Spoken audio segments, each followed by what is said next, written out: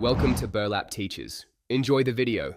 In this video, I will explain how to make sea moss water. First, you'll need to thoroughly rinse your raw sea moss under cold running water. This step is crucial for removing any sand, salt, or other ocean debris. Next, place the cleaned sea moss in a bowl and cover it completely with fresh, filtered water. Allow it to soak for 12 to 24 hours.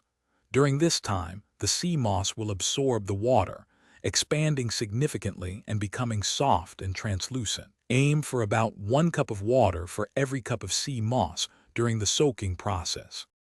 Once your sea moss has finished soaking, carefully drain the water from the bowl. It's a good idea to give the sea moss another thorough rinse under cold water. This second rinse helps to ensure that any lingering saltiness or impurities are completely washed away, leaving your sea moss clean and ready for the next step. You'll notice the sea moss has a distinct slippery texture, which is perfectly normal and indicates it's properly rehydrated. Now it's time to transform your rehydrated sea moss into a gel. Transfer the soaked sea moss to a high-speed blender.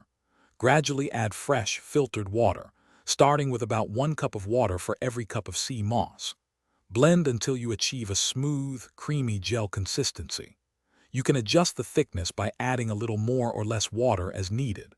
Once blended, pour the sea moss gel into an airtight glass container and store it in your refrigerator. Your homemade sea moss gel is now ready to use. When stored properly in an airtight container in the refrigerator, it can last for 2 to 4 weeks.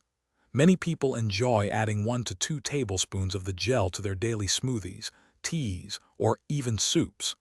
Sea moss is known for providing essential minerals such as iodine, iron, and calcium, supporting overall wellness. Don't forget to check the description below for a link to the Echo Dot and other great deals. Thanks for watching. Consider subscribing if this video helped you.